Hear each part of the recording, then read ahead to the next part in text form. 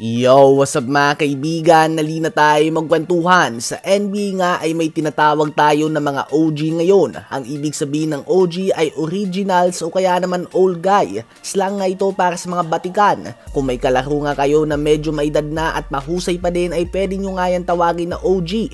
Sa NBA ay kinoconsider na OG sa LeBron James, Kevin Durant at Stephen Curry. Ako personally ay isasama ko sa listahan na ito si James Harden kahit na wala siyang singsing tulad ng mga naunang tatlo na nabanggit natin. Si LeBron, Curry, KD at Harden ay nagpapakita pa din nga ng napakatinding performance ngayon despite the age kung saan nagsisimula ng malaos sa mga player o kaya naman retired na.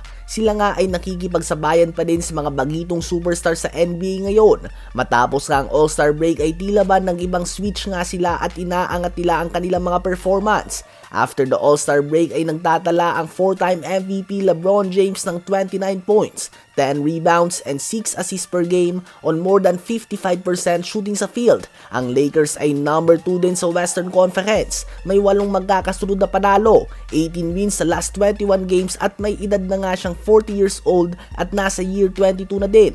Definitely isang bagay nga ito na ngayon lang natin nakita sa kasaysayan ng NBA at posibleng hindi na nga ito maulit pa base sa madalas na injury ng mga young star ngayon. Ang tanging unanimous MVP naman ng NBA, Stephen Curry, ay nagtatala din ng 30 points, 4 rebounds, 7.3 assists, and 5.8 3-pointers per game.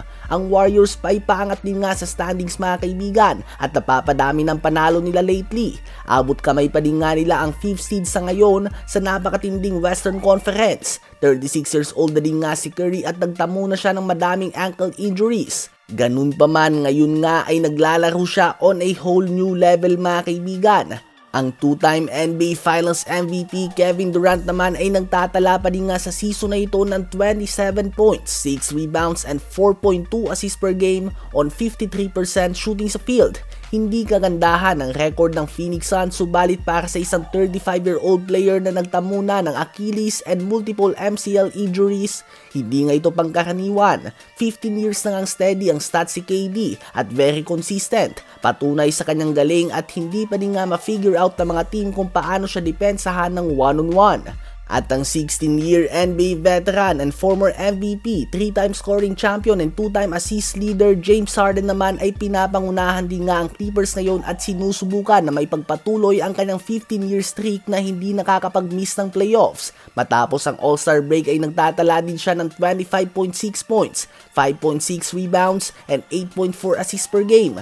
So i-appreciate na lang din nga natin mga kaibigan ang mga OGs ng NBA dahil bilang na lang din nga ang taon nila sa liga na ito. Pwede din nga makonsider as OGs ang tulad nila Russell Westbrook, Kawhi Leonard, Damian Lillard, Chris Paul, Kyrie Irving at iba pa. Ano ba ang masasabi nyo tungkol dito?